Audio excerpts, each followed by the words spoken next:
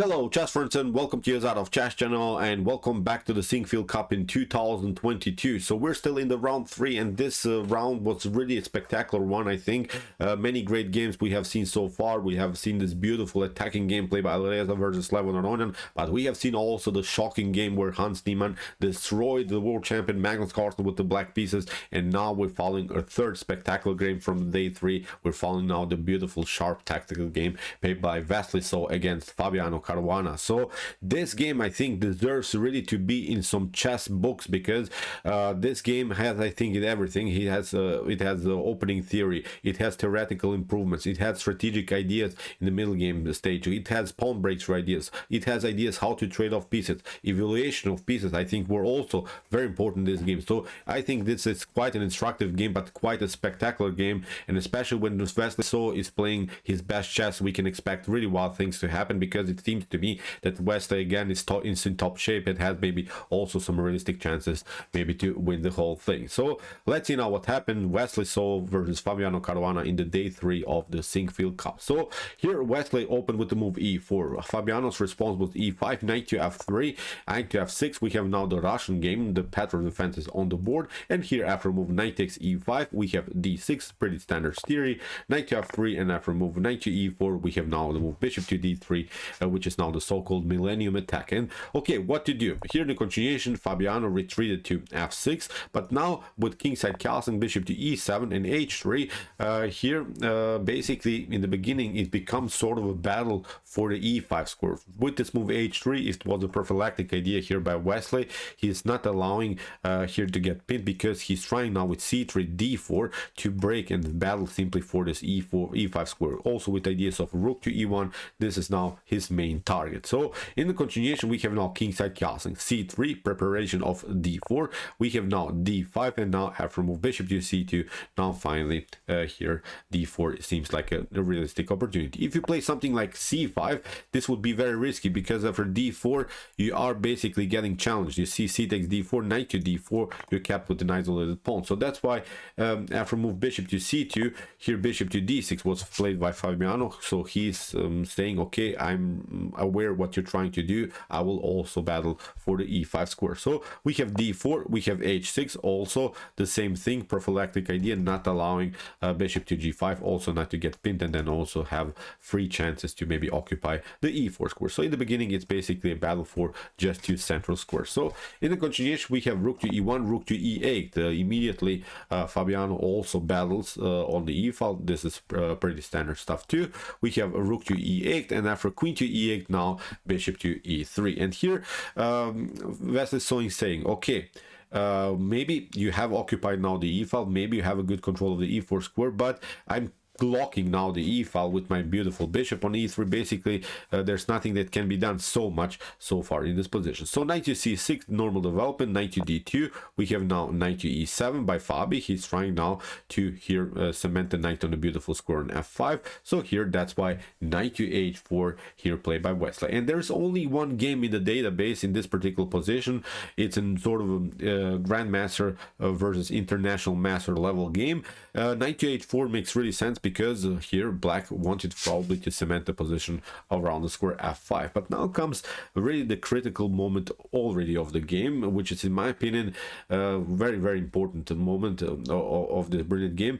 In the continuation Fabiano pulled off the risky g5 move, and okay, you are kicking away the knight has to retreat, and now you can occupy the f5 square, but you have left really some weaknesses in the position. There are several right-ward weaknesses in the position, and we can say also this h6 g5 pawn structure is not so solid anymore. This pawn structure can be broken in the near future with ideas of h4 or something. So eventually maybe there are even some sacrifice possibilities here, bishop to g5, knight to g5. I'm not sure, maybe it's not working immediately, but there are, I think, several tactic ideas that you couldn't pull off. G5 was very risky. The better idea instead of this move g5 is just to play solid moves like bishop to e6, maybe then followed with queen to d7, rook to e8. So here I don't think anyone has a special game. This is in my opinion an equal game for both sides.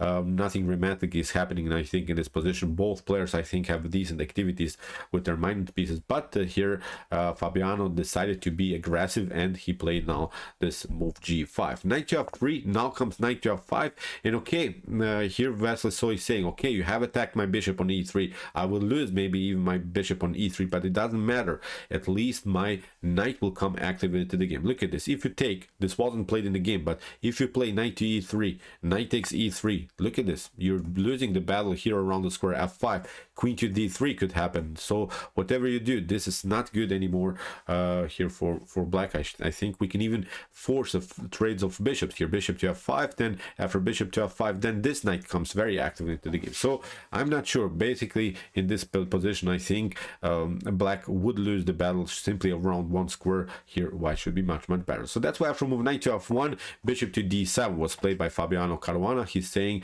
I will leave the position simple like this, I will not change my powerful knight for your bad bishop on e3. And that's how you should evaluate pieces. What piece is good in your position, what piece is bad in your opponent's position. So you don't want to really give up just a powerful piece for a bad piece of your opponent. So bishop to d3. Here Vasily is trying some ideas of queen to c2, attacking further position around this diagonal, but also queen to b3 makes sense because of the weakness on b7. So in the continuation we have c6, queen to b3, attacking now the pawn immediately, and now Fabi goes with knight to e4. This is pretty okay, because we're occupying the weakness in white's position, which we said in the beginning was our main plan, to occupy, cement one piece around this beautiful square.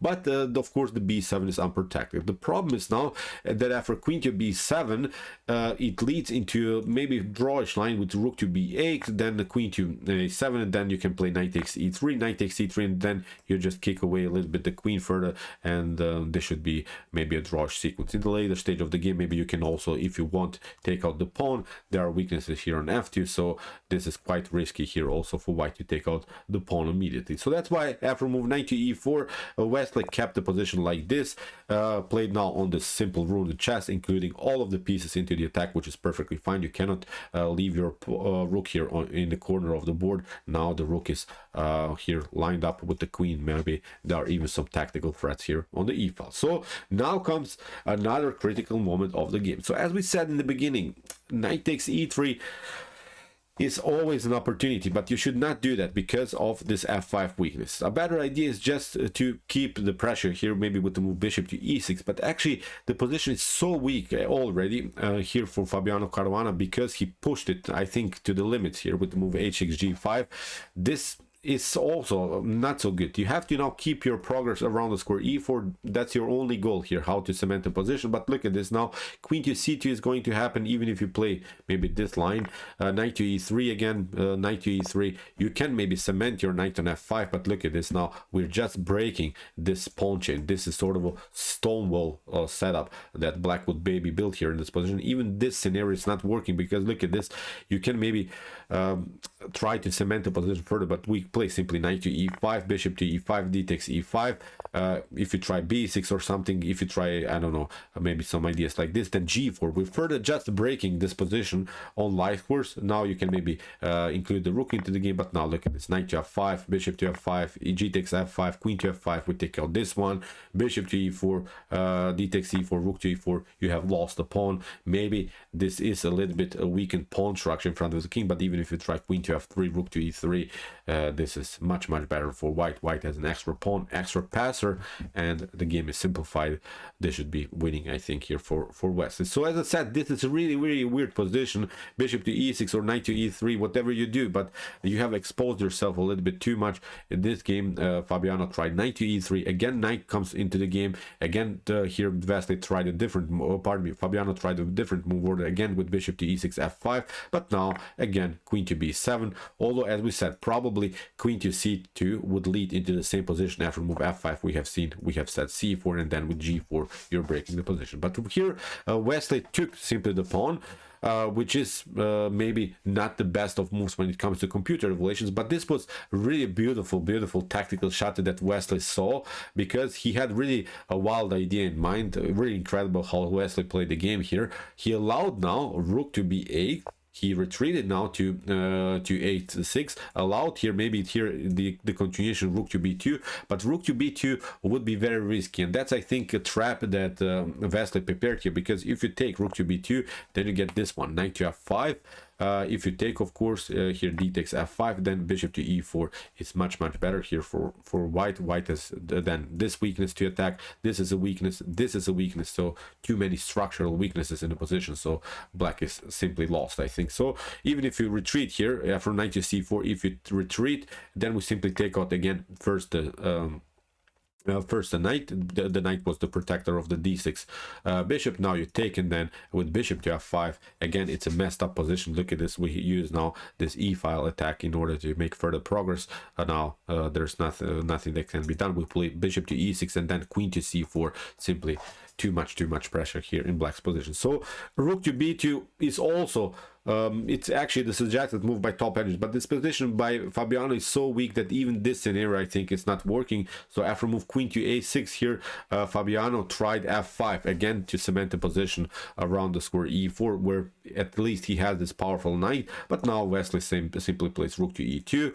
protects now the pawn on b2. We have queen to d7, and now queen to a4 here by Wesley. So attacks now also the c6 weakness. We have now really many weaknesses in black's position, especially this backward pawn is also a structure that can be attacked by white. So in the continuation we have bishop to f4, trying this attack against the knight, but now queen to c2. Now finally Wesley retreats and has now, as we said, this common ideas, c4, g4, breaking the stone wall setup. He's trying now really to destroy the structure that Fabiano Caruana built around the square, around that are supporting, of course, this cemented knight on e4. So h5, we have g3 kicking away the bishop, and now g4, and this is now really interesting. This is now really a position that I think many of us would mistake here, because many of us would try to start to sweat now and would ask ourselves the question, what should I do now, how to make progress here. Whenever you feel this really dynamics in the center of the board, when you have this pawn dynamics, when you have this many pieces attacked by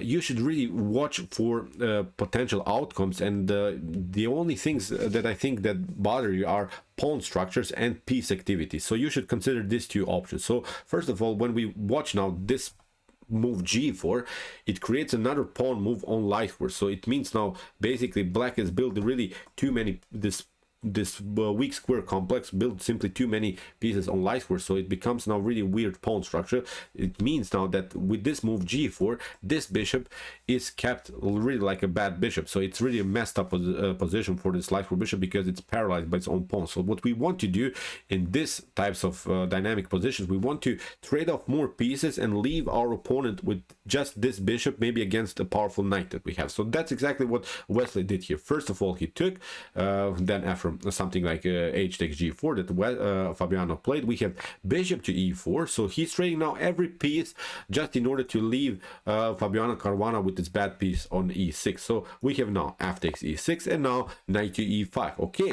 maybe it leaves now an isolated pawn also for Wesley. So but look at this now, look at this bishop, it's so messed up. It's just a bad bishop that cannot be maneuvered to better squares. Of course, Fabiano Caruana had this opportunity to attack the pawn on e5, but now again queen to a4. If you take, of course, queen to e5, then we take out this one, queen to c6. You're left again with the strategic disadvantage, backward pawn here. This is a weak pawn. The queen is much more active. The knight can still be maneuvered to g2, to f4, and this is, in my opinion, a much better position here for white. So as I said, this was brilliant what Wesley So did, although as we said, he is continuing now with an isolated pawn on e5, but it doesn't matter. These other pieces are simply too weak. So after move queen to a4, we have now c5. So Fabi is trying some ideas of d4. If that happens, then of course the bishop is coming active into the game. But again, Wesley is not allowing this scenario with rook to d2. He's not allowing d4,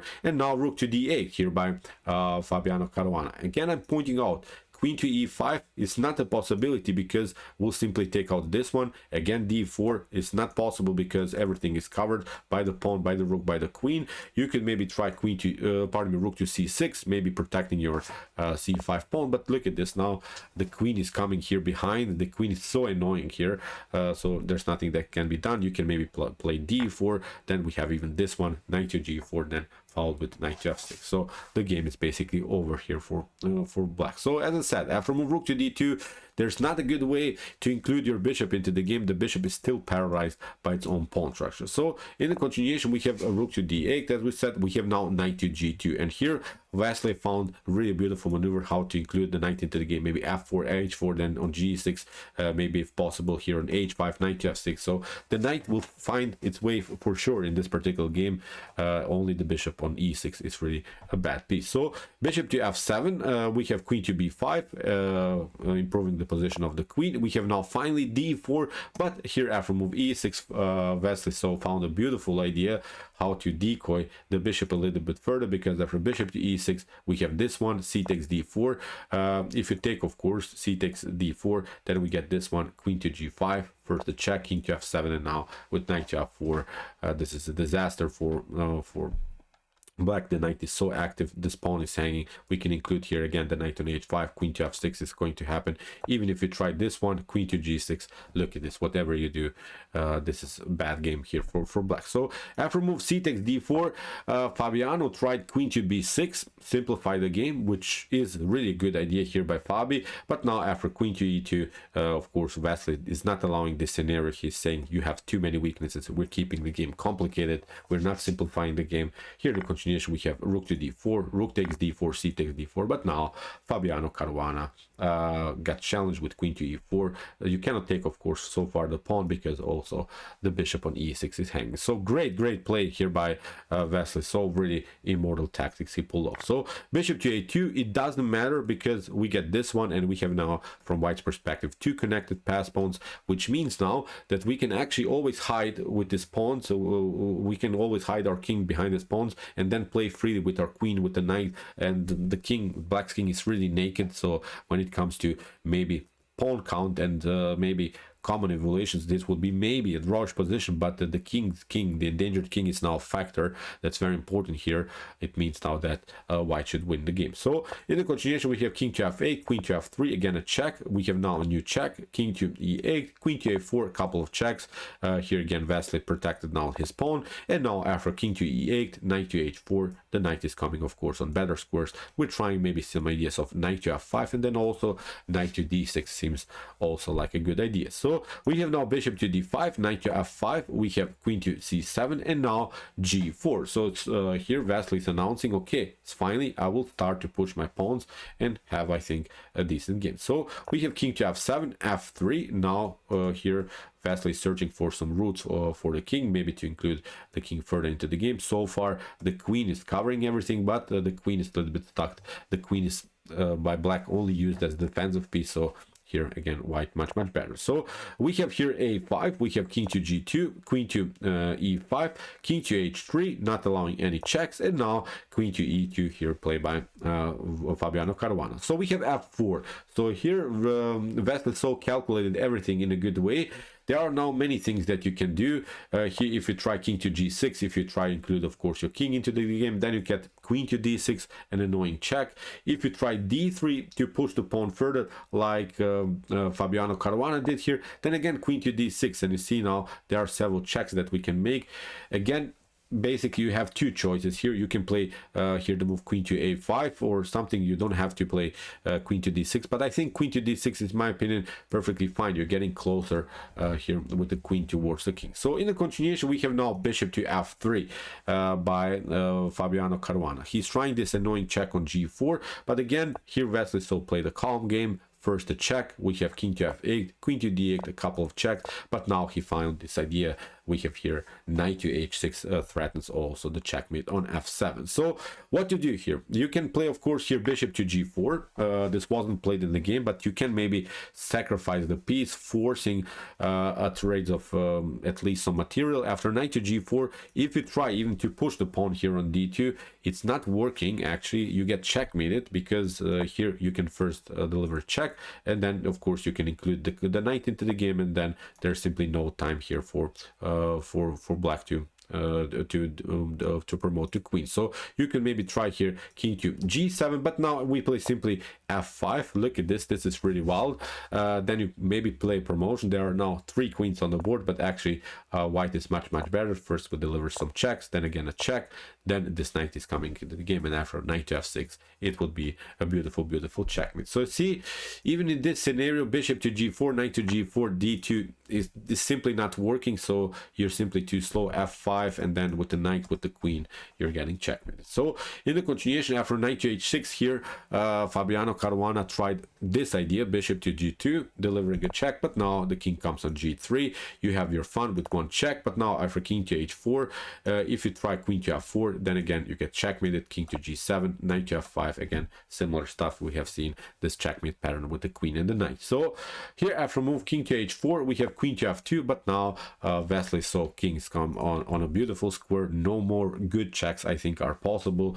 Here we have another one, queen to c5, but now with knight to f5, again Vasily covered everything. Now the king is secured, no more checks are possible. Now there are some threats of annoying checks here. Now even the king is of course included into this checkmate pattern. So bishop to d5, we have queen to d8, king to f7, we have queen to d7, we have king to f8, queen to d8, a couple of checks. Now knight to d6, king to g7, we have queen to e7, king to g8, and after king to h6, in this position Fabiano Caruana resigns. So there's nothing that can be done. You just can sacrifice the queen, just prolong the game, but there's no counterplay against this check here on g7. So really great game by Vasily So, but I think Fabi missed it somewhere in the beginning. This was too aggressive for my taste. This g5 idea in the early stage of the game in the opening. Although, as we said, he took over on the f5 square. You have your fun on the f5, but now with knight to f1, here actually Vasily So improved a little bit here this theory. He has now the opportunity to take out on e3, occupying the f5, and that's I think a thing that bothered now Fabiano in the continuation of the game. He tried his counterplay here on the around the square e4, but it simply didn't work. The activity of these other pieces of whites were simply too much to handle. Then in the end we have a beautiful bad bishop strategy, because the bishop was paralyzed by its own pawn structure. So great position play here by Vasily So. So okay, I hope that you enjoyed this game. I really enjoyed it a lot. Interesting game of the round 3 for sure. So we have seen really cool games in the round 3 of the Sinquefield Cup. If you want to see some other games that we have covered, here's also our link of some games that we have seen before. You can also check it out, and if you like this content, don't forget to subscribe to my channel. See you soon with some more videos, and what to say, chess is the best, of course.